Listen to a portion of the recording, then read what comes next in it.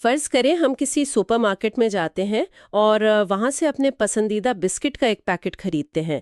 بظاہر اس پیکٹ کا سائز وہی ہے اور قیمت بھی بالکل وہی ہے جو پچھلے مہینے تھی، لیکن جب ہم اسے کھولتے ہیں تو اندر بسکٹ کی مقدار کوئی 10% کم ہوتی ہے۔ ہاں، اور آج کی جدید معاشی زبان میں ہم اسے شرنکفلیشن کہتے ہیں۔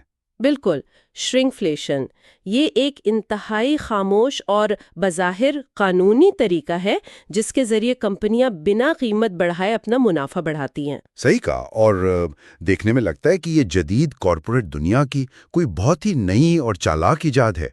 ہاں، لیکن کیا واقعی ایسا ہے؟ کیا ہوگا اگر میں کہوں کہ منافع بڑھانے کے لیے کسی چیز کی قدر یا وزن کو خاموشی سے کم کر دینے کا یہ رویہ آج کا نہیں بلکہ صدیوں پرانا ہے؟ واقعی صدیوں پرانا ہے، اور سب سے دلچسپ بات اس میں یہ ہے کہ تاریخ کے اوراق میں اسے محض ایک معمولی کاروباری چالاکی نہیں بلکہ پورے معاشرے کی تباہی کا نقطۂ آغاز قرار دیا گیا تھا۔ ایگزیکٹلی۔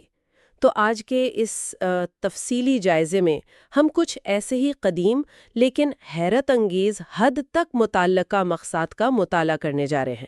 ہمارا آج کا موضوع قرآن مجید کی سورہ ہود کی آیت 85، 86 اور 87 پر مبنی ہے۔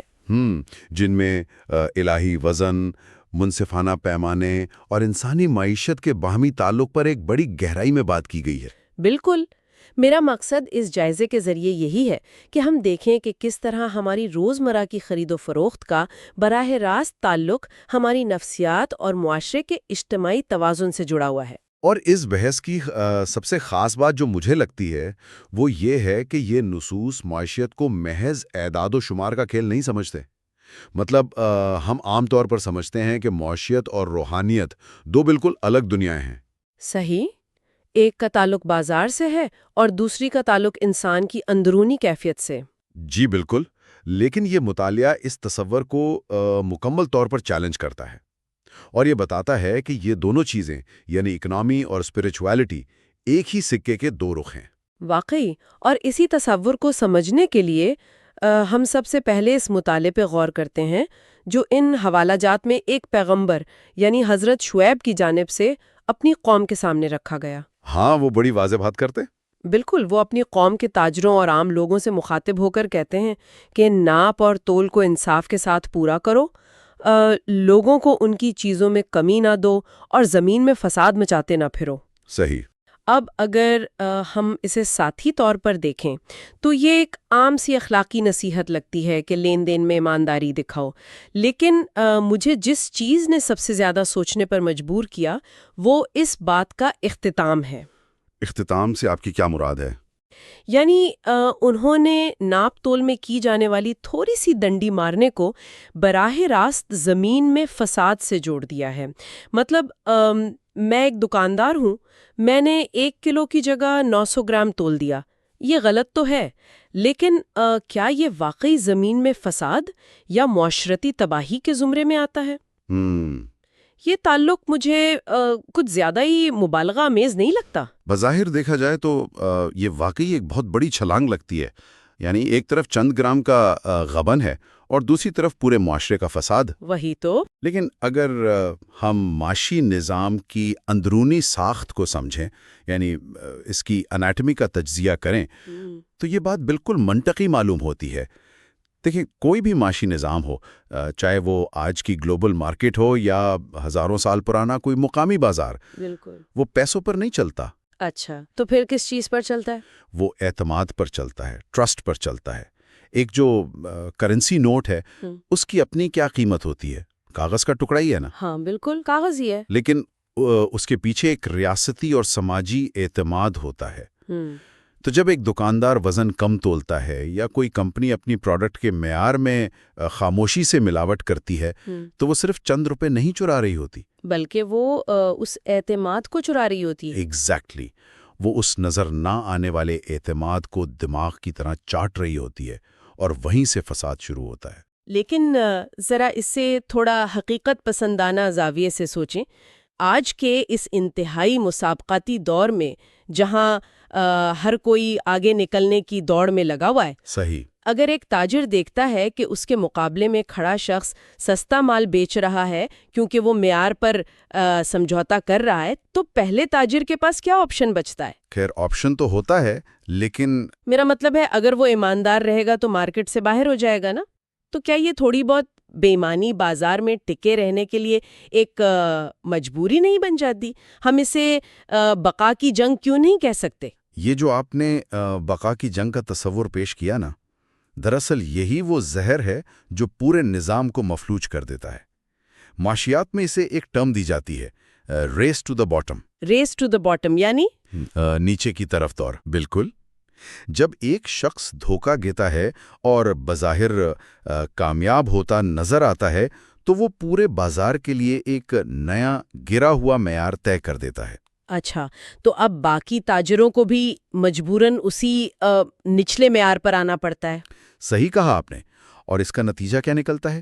پوری مارکیٹ میں کسی کو کوئی ایک بھی خالص چیز نہیں ملتی۔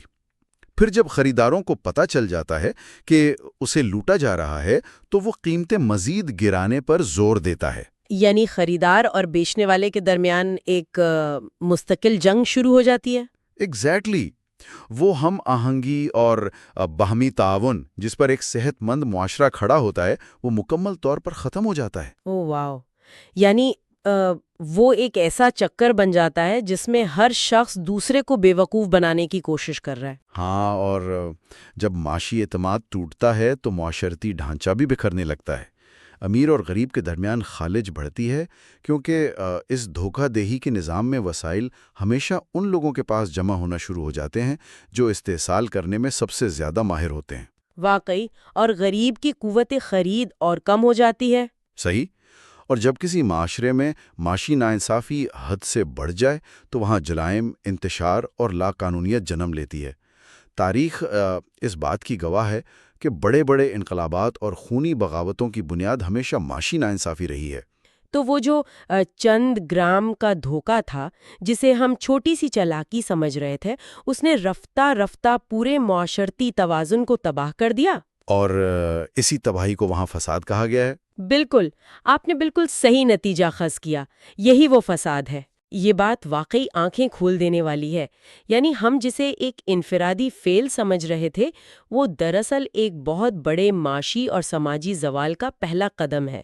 ہاں، اور اس کے اثرات بہت دور رس ہوتے ہیں۔ لیکن یہاں سے یہ تاریخی متن ایک انتہائی دلچسپ موڑ لیتا ہے۔ بازار کی اس ظاہری اور شور و غل والی دنیا سے نکل کر بات سیدھی انسان کے اندرونی احساسات اور اس کی نفسیات کی طرف چلی جاتی ہے۔ اچھا، آیت 86 کی طرف۔ جی، جب یہ حکم دیا گیا کہ ایمانداری سے کام لو تو ساتھ ہی ایک بہت گہری بات کہی گئی جسے عربی میں بقیت اللہ کہا گیا ہے۔ یعنی اگر تم ایمانداری کے بعد جو حلال حصہ بچ جاتا ہے اس پر راضی ہو جاؤ تو وہ تمہارے لیے بہتر ہے۔ اور یہی وہ مقام ہے جہاں یہ نصوص عام معاشی کتابوں سے بالکل الگ ہو جاتی ہیں۔ کیسے؟ کیونکہ یہ ہمیں منافع کی مقدار سے نکال کر منافع کے معیار کی طرف لے آتی ہیں۔ یہ ایک بہت بڑی نفسیاتی تبدیلی کی طرف اشارہ ہے۔ خیر، میں یہاں آپ سے تھوڑا اختلاف کرنا چاہوں گی، یا کم از کم ایک ایسا سوال اٹھانا چاہوں گی جو کسی بھی عملی انسان کے ذہن میں آئے گا۔ جی آپ پوچھیے۔ دیکھیں، اندرونی سکون، حلال کی برکت، یہ سب باتیں سننے میں بہت اچھی لگتی ہیں، فلسفیانہ گفتگو کے لیے تو یہ بہترین ہے۔ لیکن ایک عام تاجر جو صبح دکان کھولتا ہے، اسے اپنے ملازمین کی تنخواہیں دینی ہیں، ہاں، بل ادا کرنے ہیں۔ بالکل، اسے دکان کا کرایہ دینا ہے اور اسے ہر روز بڑھتی ہوئی مہنگائی کا مقابلہ کرنا ہے۔ روحانی سکون سے تو بل ادا نہیں ہوتے نا۔ یہ تو ایک بہت پریکٹیکل مسئلہ ہے۔ ہاں، تو اگر ایک شخص کو موقع مل رہا ہے کہ وہ ایک شارٹ کٹ لگا کر تھوڑی سی اخلاقی لچک دکھا کر ایک بڑا منافع کما سکتا ہے اور اپنے معاشی مسائل حل کر سکتا ہے، تو انسانی فطرت تو یہی کہے گی کہ وہ موقع ہاتھ سے نہ جانے دے۔ منطقی بات ہے۔ تو ایک تاجر یہ کیسا اور کیوں قبول کرے گا کہ وہ کم منافع پر راضی ہو جائے جبکہ مارکیٹ کا اصول ہی زیادہ سے زیادہ کمانا ہے؟ آپ کا یہ سوال بالکل بجا ہے، اور یہ وہی کشمکش ہے جو ہر دور کے انسان کو درپیش رہی ہے، اور آپ کو پتہ ہے اس کا جواب اسی متن کے ایک چھوٹے سے لیکن انتہائی اہم حصے میں موجود ہے۔ اچھا، وہ کیا؟ جہاں یہ کہا گیا کہ وہ حلال بچت تمہارے لیے بہتر ہے، وہاں ساتھ ہی ایک شرط لگا دی گئی۔ وہ شرط تھی کہ اگر تم ایمان لانے والے ہو۔ اس کا مطلب یہ نہیں کہ ایمانداری سے اچانک آپ کے بینک اکاؤنٹ میں کرشماتی طور پر پیسے بڑھ جائیں گے۔ پھر اس کا کیا مطلب ہے؟ اس کا تعلق دراصل آپ کے زاویہ نگاہ سے ہے، آپ کے ورلڈ ویو سے ہے۔ زاویہ نگاہ سے کیا مراد ہے؟ اسے تھوڑا اور واضح کریں۔ دیکھیں، جب ایک انسان کا مقصد صرف اور صرف مادی دولت اکٹھا کرنا ہوتا ہے تو اس کے لیے کافی ہونے کا کوئی تصور نہیں ہوتا۔ وہ جتنا کماتا ہے اس کی ہوس اور بڑھ جاتی ہے۔ ہاں، یہ تو ہے، خواہشات کی کوئی حد نہیں ہوتی۔ بالکل، اور ناجائز طریقے سے کمائی گئی بے تحاشا دولت اپنے ساتھ ایک مستقل نفسیاتی دباؤ، پکڑے جانے کا خوف اور ایک ایسا اندرونی کھوکھلا پن لے کر آتی ہے جسے کوئی بھی مادی شے بھر نہیں سکتی۔ یعنی سکون نہیں ملتا۔ صحیح۔ اس کے برعکس، جب ایک شخص ایمانداری سے کام کرتا ہے تو وہ جو کچھ بھی کماتا ہے وہ اس کی ضرورتوں کو ایک عجیب سے قلبی اطمینان کے ساتھ پورا کرتا ہے۔ اس کے تعلقات میں دراریں نہیں آتی، اس کا ضمیر اسے ملامت نہیں کرتا، وہ رات کو سکون کی نیند سوتا ہے۔ ہاں، اور یہ جو نفسیاتی اور روحانی سکون ہے، یہی واقعی انسان کی سب سے بڑی دولت ہے۔ بالکل، لیکن جیسا کہ میں نے کہا، اس چیز کی قدر صرف وہی شخص کر سکتا ہے جو یہ مانتا ہو کہ یہ دنیاوی زندگی اور اس کا مادی نفع ہی سب کچھ نہیں ہے، بلکہ اس کے اوپر ایک بڑا اخلاقی اور علمی نظام موجود ہے۔ یعنی یہ مقدار بامقابلہ معیار زندگی کی بحث ہے۔ ہم اکثر ان دو چیزوں کو گڑمڑ کر دیتے ہیں۔ صحیح کہا۔ ہم سمجھتے ہیں کہ زیادہ پیسہ لازمی طور پر بہتر معیار زندگی لائے گا، حالانکہ اگر وہ پیسہ مستقل خوف اور بے سکونی کے ساتھ آ رہا ہے تو وہ دراصل معیار زندگی کو گرا رہا ہوتا ہے۔ ایگزیکٹلی۔ اور اسی تناظر میں ایک اور جملہ جو ان آیات میں کہا گیا وہ بہت ہی قابل غور ہے۔ پیغمبر نے اپنی قوم کو ایمانداری کی تلقین کرنے کے بعد واضح طور پر کہا کہ اور میں تم پر کوئی نگہبان یا دروغہ نہیں ہوں۔ Wait, really?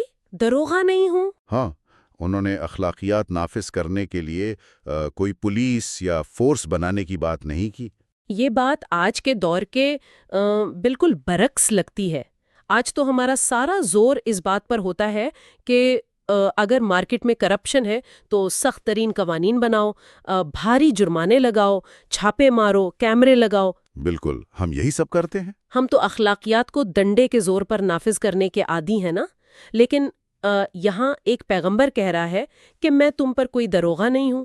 یہ تو ایک طرح سے انہیں کھلی چھوٹ دینے والی بات لگتی ہے۔ یہ کھلی چھوٹ نہیں ہے، بلکہ یہ انسانی اخلاقیات کے سب سے بنیادی اصول، یعنی آزادی انتخاب، جسے ہم فری ول کہتے ہیں، یہ اس کا اعتراف ہے۔ آزادی انتخاب، اچھا۔ دیکھیں، قوانین، ضوابط اور ریگولیٹری ادارے ریاست کے لیے بہت ضروری ہیں، لیکن ان کی افادیت کی ایک حد ہوتی ہے۔ آپ کسی بھی معاشرے میں ہر دکاندار، ہر تاجر اور ہر شہری کے سر پر ایک پولیس والا کھڑا نہیں کر سکتے۔ ہاں، یہ تو ناممکن ہے۔ جب تک انسان کے اپنے اندر سے یہ آواز نہ آئے کہ مجھے دیانتدار رہنا ہے، کوئی بھی قانون اسے بے معنی سے نہیں روک سکتا۔ لوگ قانون میں موجود خامیاں اور بچ نکلنے کا راستہ ڈھونڈ ہی لیتے ہیں۔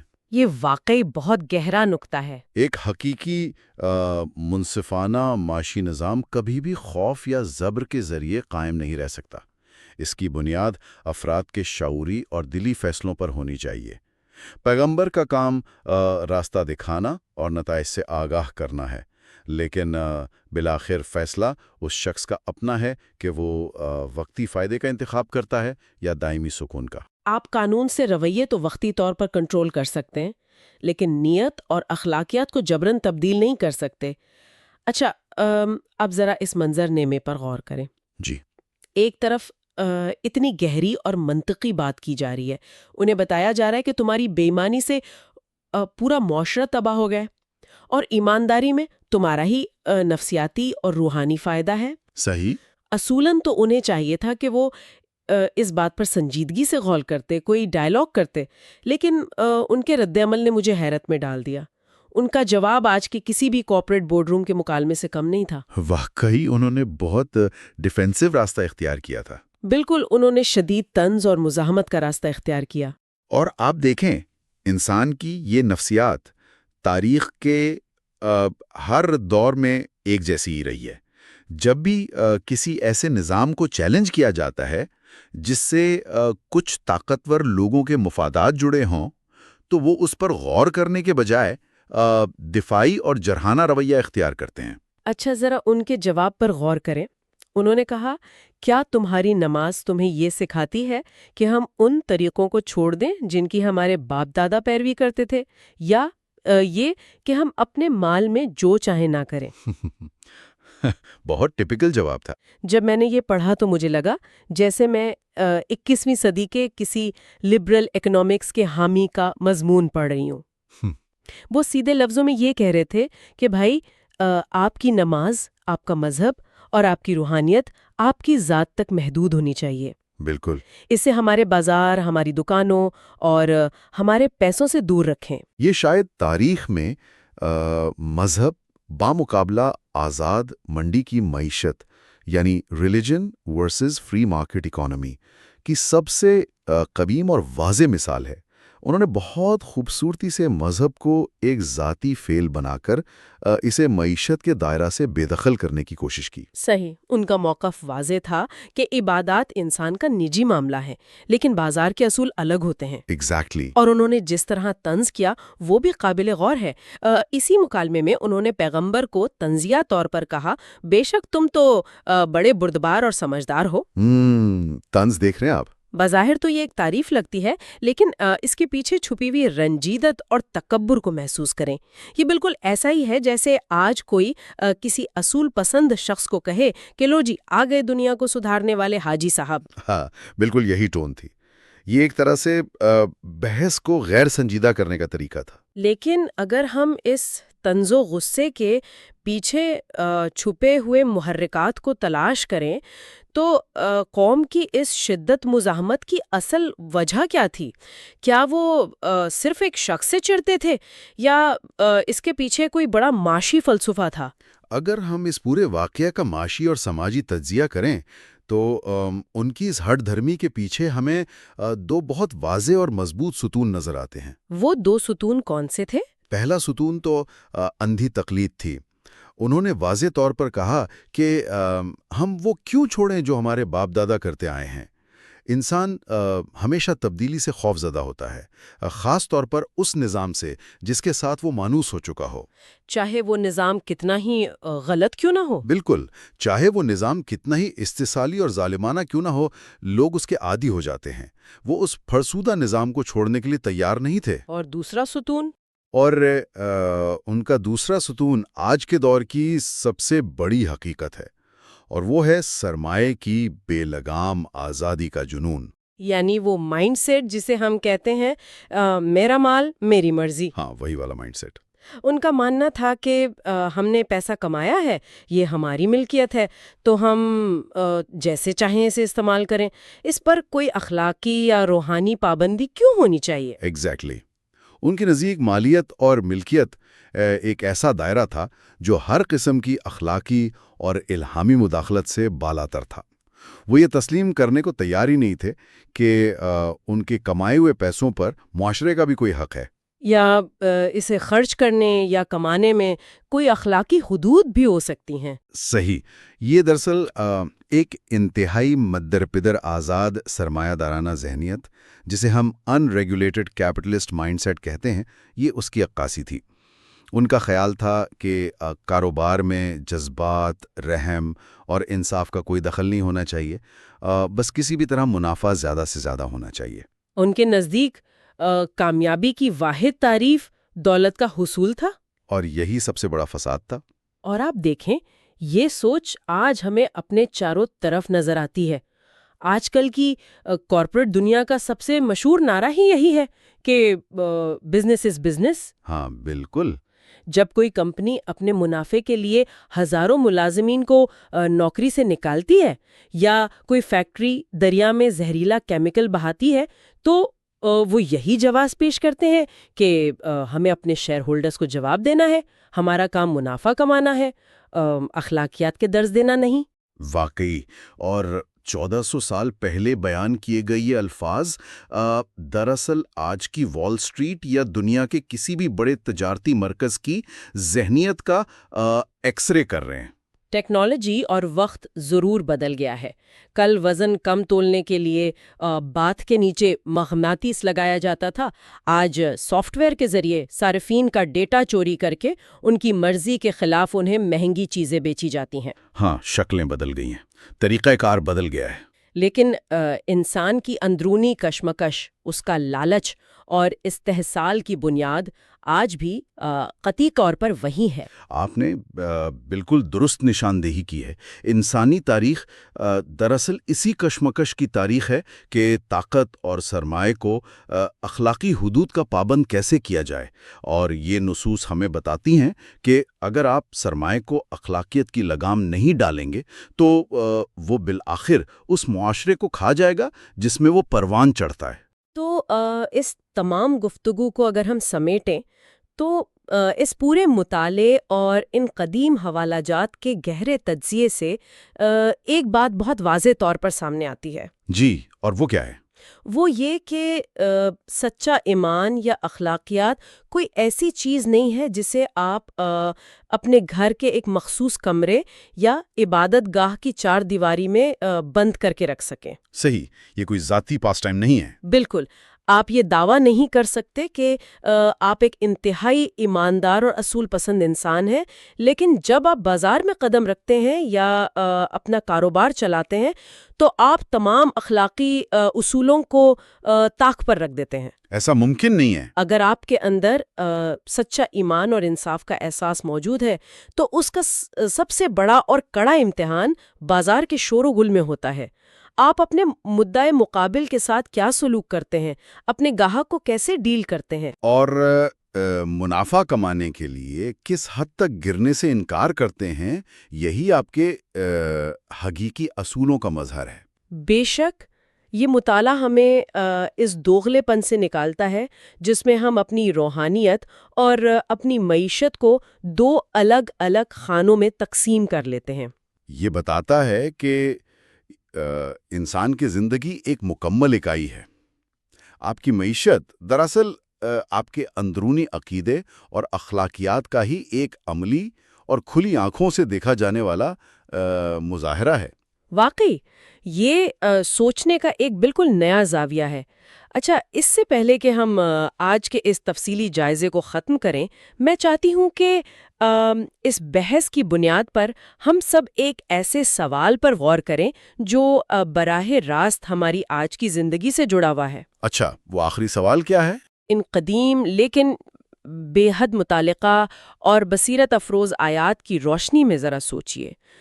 ہم نے اپنی پوری زندگی، اپنی تعلیم اور اپنے کریئر کو ایک ہی مقصد کے گرد کھڑا کیا ہے، اور وہ ہے زیادہ سے زیادہ منافع اور ذاتی معاشی آزادی کا حصول، جو کہ آج کے معاشرے کا واضح مقصد ہے۔ ہاں، ہم اپنی ہر کامیابی کو اپنے بینک بیلنس اور خریدی گئی چیزوں سے ناپتے ہیں۔ لیکن اگر ہم اس پیمانے کو تھوڑی دیر کے لیے ایک طرف رکھ دیں اور اپنے روزمرہ کے معاشی فیصلوں کو، چاہے وہ ایک چھوٹی سی خریداری ہو یا کسی کمپنی کی سرمایہ کاری، انصاف، اجتماعی فلاح اور باہمی اعتماد کے اس قدیم ترازو پر تولنا شروع کر دیں تو کیا ہوگا؟ یہ ایک بہت ہی بنیادی سوال ہے۔ کیا ہمارے موجودہ معاشی نظام کا پورا ڈھانچہ لرز نہیں جائے گا اگر ہم واقعی یہ طے کر لیں کہ کوئی بھی ایسا منافع جو معاشرے میں بے معنی پھیلا کر حاصل کیا گیا ہو وہ ہماری کامیابی نہیں بلکہ ہماری ناکامی ہے؟ تو کیا ہمارے معاشرے میں کامیابی اور ترقی کی موجودہ تعریف یکسر تبدیل نہیں ہو جائے گی؟ یقیناً ہو جائے گی۔ ذرا سوچئے گا کہ ہم کیا کما رہے ہیں اور اس کمانے کی قیمت میں اپنے اندر کا کیا کچھ کما رہے ہیں۔